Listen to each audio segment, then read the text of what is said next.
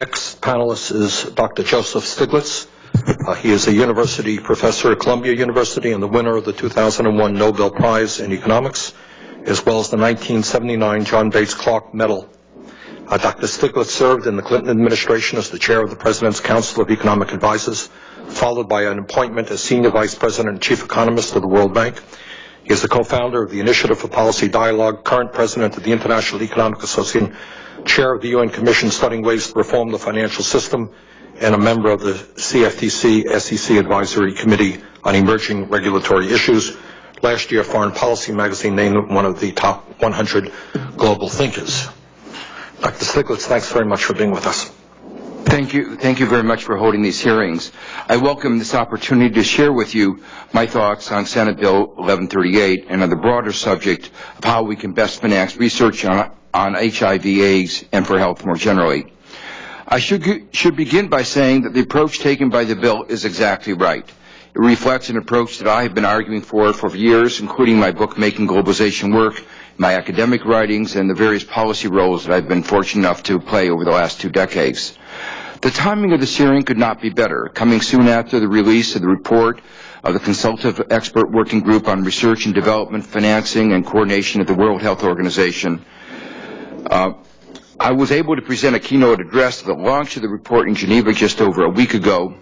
Interestingly, but not surprisingly, its core recommendations concerning the organization and finance of research and development coincide closely with this bill. The working group arrived at those conclusions after reviewing a wide range of alternative proposals. I will not spend time reiterating the seriousness of the HIV/AIDS problem both in America and around the world. Medicines have made enormous progress in prolonging lives and alleviating some of these costs and suffering, and further research promises even bigger dividends. The problem is that the medicines are very costly, or more accurately, the price charged for them is very high, though the cost of production is but a fraction of the price charged, the point that the senator made earlier, that the cost of production is less than 1% of the price charged. This is the inherent consequence of our current innovation system.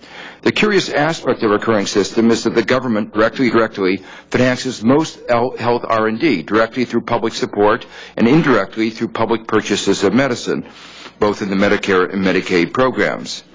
Given that government is financing most of the research, it is especially important that it be done in a way that is efficient. There are many dimensions to efficiency, 2 of which I want to talk about today. The first is that once knowledge is acquired, it should be used efficiently. Thomas Jefferson described knowledge as being like a candle. When one candle lights another, it doesn't diminish the light of the first. Once produced, knowledge should be disseminated and used as widely as possible. The desire to have knowledge used as widely as possible can run counter, however, to another concern. We have to have incentives to do research. Our patent system attempts to balance these concerns by providing a temporary monopoly power to innovators, the result of which is that there is restricted use of the knowledge for a limited period of time. This is a large inefficiency.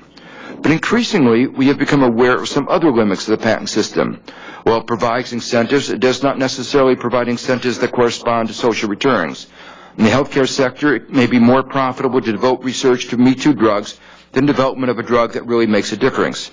The patent system may even have adverse effects on innovation because the most important input into any research is prior ideas, and the patent system encourages secrecy, just the opposite of the openness that is the hallmark of successful universities and academia more generally. There's ample ways to square the circle, which entail delinking research and development incentives from drug prices, and that is precisely what SS 1138 proposes to do in the context of new medicines to treat HIV/AIDS. It does this through a simple mechanism, prizes. The patent system is, of course, a prize. It awards the first discoverer a temporary monopoly power, and that monopoly power results in the distortions I described above.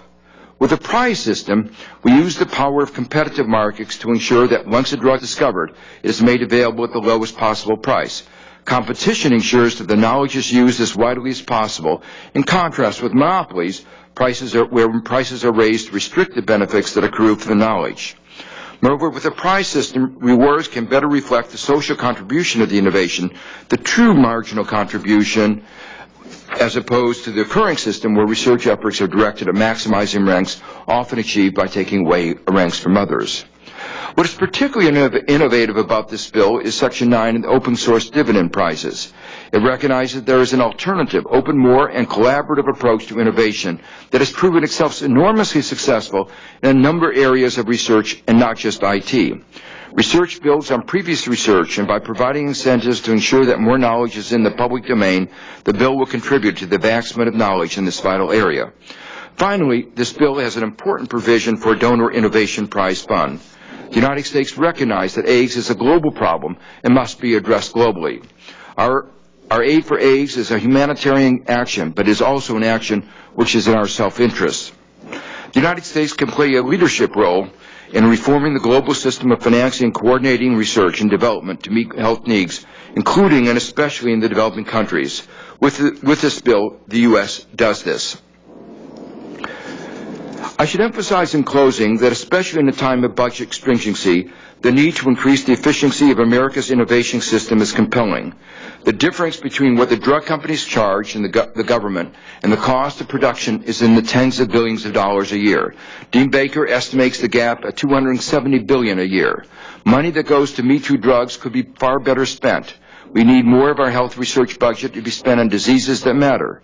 Much of the difference between the cost of production and what is charged does not go into research, but into advertising and marketing, and much of that is not spent to transmit information that would lead to better health, but to decrease the elasticity of demand across products, thereby increasing monopoly power and profits. Moving from a patent system to an effective price system, using the power of the competitive marketplace to ensure the efficient dissemination of medicines is a critical step in creating this more efficient innovation system. America is the most innovative country in the world. It has the best universities, attracting the best minds from around the world. But America also has the least efficient healthcare system in the world, spending in the advanced industrial countries, spending more money per capita and a larger fraction of GDP on the healthcare sector than any other country, and getting far poorer outcomes than countries that spend much less. We need to harness our innovation system to work to drive down costs and to improve information and to improve performance. It is not just a matter of economics. It is, in many cases, a matter of life and death. We can do it.